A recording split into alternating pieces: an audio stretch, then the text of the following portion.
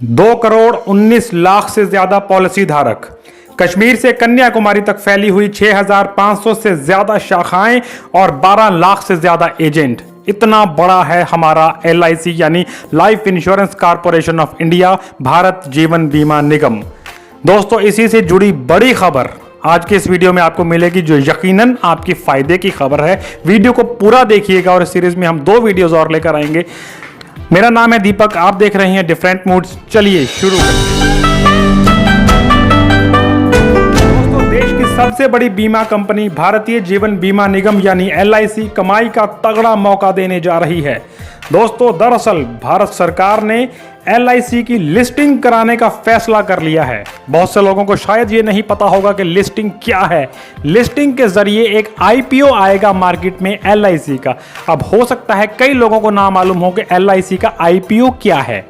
दोस्तों, ये समझ लीजिए कि अब तक LIC का 100% ओनरशिप यानी 100% मलकियत भारतीय सरकार के पास थी, भारत की केंद्र सरकार के पास, जिसमें से केंद्र सरकार 10% हिस्सा अपना बेचने जा रही है और वो आम लोगों में उसको उपलब्ध करवाएगी एक IPO के तौर पर। यानी LIC का डायरेक्ट NSE और BSE के ऊपर अब शेयर आपको देखने को मिलेगा, जो कि LIC अपना IPO के जरिए पेश करेगी।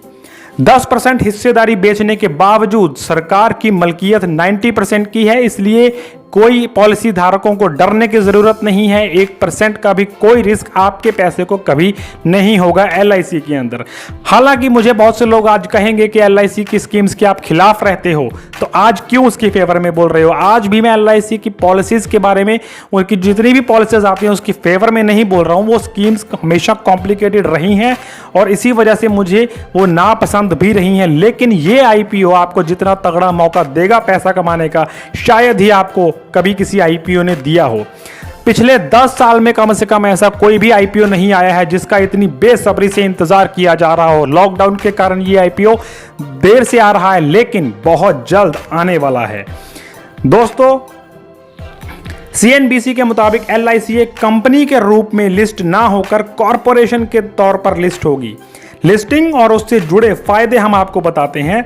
दोस्तों, LIC का IPO initial public offering share market में उसकी धमाकेदार एंट्री को पेश करेगा। क्यों बाकी कंपनियों से अलग होगी LIC की लिस्टिंग? सरकार की गारंटी LIC को सबसे बेहतर और अलग बनाता है। इसी वजह से LIC निजी सेक्टर की अन्य कंपनीज के मुकाबले में बहुत आगे है। LIC का IPO देश का सबसे बड़ा IPO साबित हो सकता है। LIC IPO में 2020-21 के लिए केंद्र सरकार का लक्ष्य 1,20,00,000 रुपए की डिसइन्वेस्टमेंट का है। यानी 1,20,00,000 रुपए के IPO आम लोग खरीद पाएंगे। यानी सरकार अपनी हिस्सेदारी बेचकर पैसा जुटाएगी, जिससे राजकीय घाटा बहुत हद तक कम हो जाने की उम्मीद है।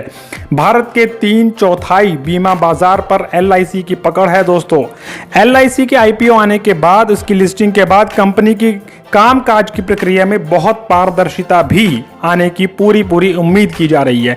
लिस्टिंग यानी कि सूचीबद्ध होने के बाद LIC देश की सबसे बड़ी लिस्टेड कंपनी बन जाएगी। इस समय सबसे बड़ी लिस्टेड कंपनी है रिलायंस इंडस्ट्रीज, लेकिन LIC उससे भी बड़ी लिस्टेड कंपनी बन जाएगी।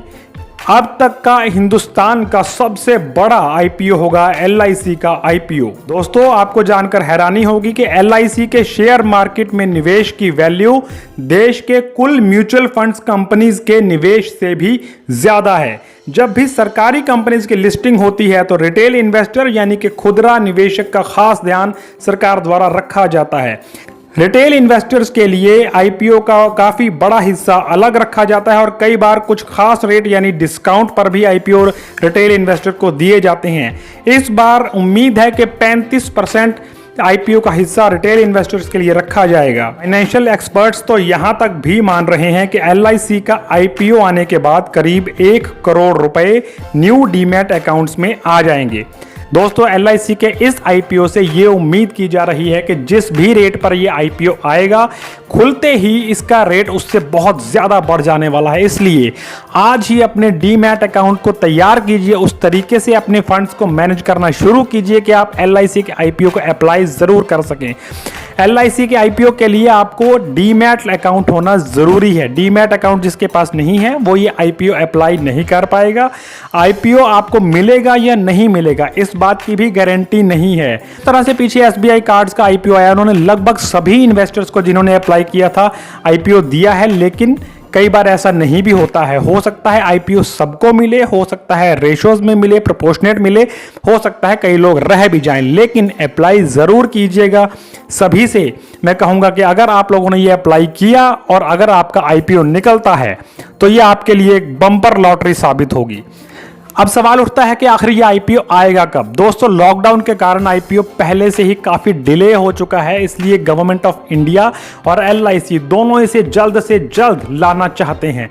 आने वाले 3 महीने के बाद यानी नवंबर दिसंबर के अंदर पूरी उम्मीद की जा सकती है कि IPO आ जाएगा, और अगर इससे ज़्यादा लेट होता भी है तो मार्च 2021 इसकी लास्ट डेट है, तब तो इस IPO ने आना ही आना है। लेकिन मेरी पर्सनल उम्मीद है कि ये IPO 2020 में ही लॉन्च कर दिया जाएगा। फंड्स तैयार रखिए, जितना आप इसमें इन्वेस्ट कर सकते हैं उतना इन्वेस्ट कीजिए। ये मेरी पर्सनल राय हो सकती है, आप लेकिन किसी के भी कहने पर कुछ नहीं कीजिएगा, लेकिन फिर भी मेरी राय ये है कि मैं खुद तो इन्वेस्ट करूंगा, आप लोग भी इन्वेस्ट कीजिए। IPO का मौका हाथ से जाने ना पाए। अब तक का सबसे बड़ा IPO है, इतना बड़ा IPO देश में अब तक नहीं आया होगा, और फिर LIC और भारत सरकार दोनों की सुरक्षा आपको मिल रही है इस IPO के जरिए। IPO में आप कैसे अप्लाई करेंगे, उसका क्या प्रोसीजर होगा, उसकी क्या डेट्स आने वाली हैं, सब चीजें हम आपको टाइम टू टाइम डिटेल में बताते रहेंगे।